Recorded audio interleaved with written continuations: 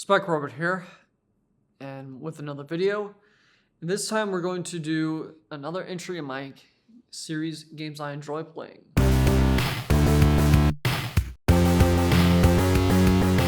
This is the first video that I'll do in this particular style of video editing, and the first game we're going to talk about today is Sonic & Knuckles.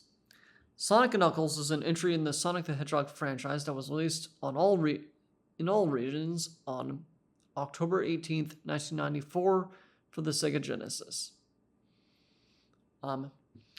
I've recently beat both the Sonic and Knuckles portion of the game. I have to say, this is not only a good game, I think it is actually better than Sonic the Hedgehog 3. I think my thoughts on Sonic the Hedgehog 3 deserve their own video. But for now, I'm going to focus on Sonic and Knuckles. I'm not even gonna fucking bother with the story. It's not actually in the game, and there are only a few mini cutscenes. All you need to know is that Sonic is continuing his pursuit of Dr. Robotnik, and Knuckles is going after some robot guy. That's it, really. So let's get on with the gameplay.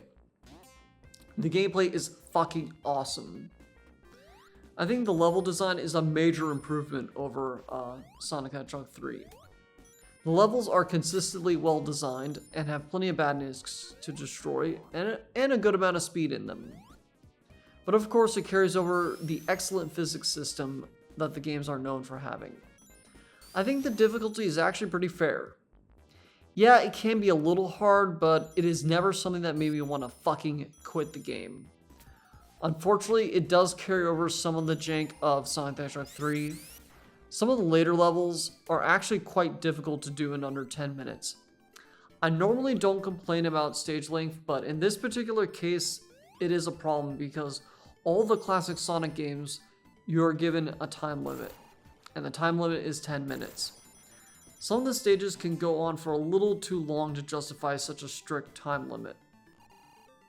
But I'm willing to tolerate it in this game because it is not impossible to complete the stages under that time, although it does make it harder to get a higher score. Also because the stages are generally better designed than the ones in Sonic the Hedgehog 3. Flying Battery Zone and Lava Reef Zone are both really fucking fun stages for all the right reasons. I also actually enjoyed Sandopolis Zone. Hear me out. I really do like the aesthetic. I think the gimmicks are pretty fun. And were not really that much of a pace breaker for me. I even think the gimmick of the switch in Act 2, where it makes that sound when the doors are closing, is a really good gimmick. I really like that. It really amps up the tension of trying to get to that door in the amount of time you are given. I guess the only thing I don't like about Sandopolis Zone is that the fact that it goes on for a little too long. I already explained the reasons why that is a problem, so let's just move on.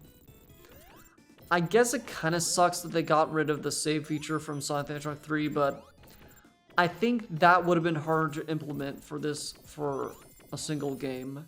So I can't get too mad, and hey, I don't really think it needs one. So I will compare the Sonic run to the Knuckles run.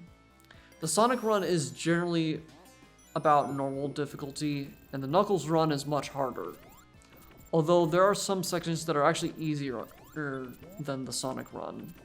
Most notably the one section in Mushroom Hills zone where you have to use that pulley. Seriously, in the Sonic portion, I spent a fucking long time trying to jump at the right time to get to the next area. But that leads to another difference.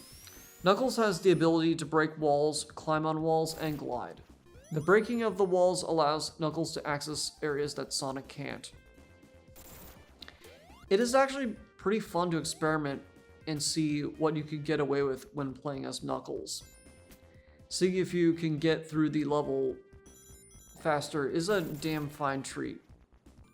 The final stages for the Sonic portion are actually a lot harder than the Knuckles portion. By Lava Reef Zone, the difficulty starts to go up for Sonic.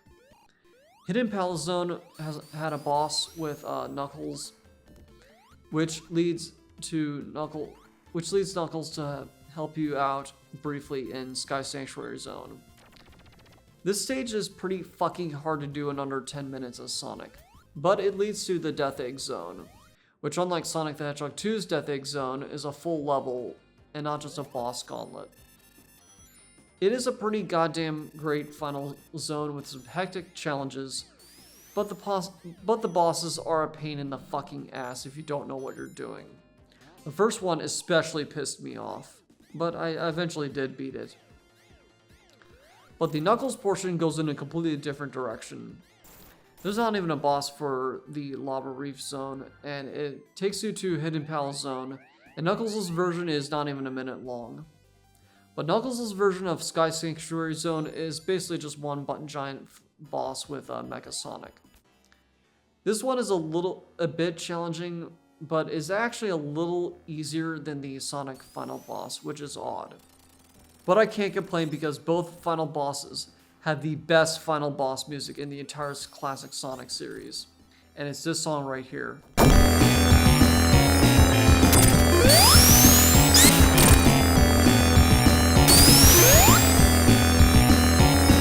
So fucking good. I also really do like the music in this game. I can't think of a single stage theme that I don't like.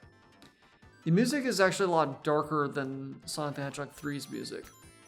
Most of the tracks are in a minor key. Even the ones in the major key have a tinge of darkness to them.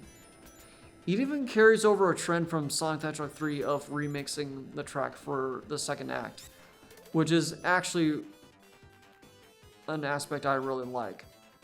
But yeah, this is a damn good game and a worthy addition to your Sega Genesis library. I feel it doesn't really get enough love. So anyway, yeah, I really enjoyed this game. I'm Spike Robot. If you like this video, you can subscribe to my channel, and feel free to support me on Patreon and follow me on Instagram. If you support me on Patreon, you can get exclusive updates on my next video, and if you follow me on Instagram, you can see all the pictures I took in Venice, Italy, and other stuff, so go check those out if you want. I'll see you next time on the Freedom Jingos.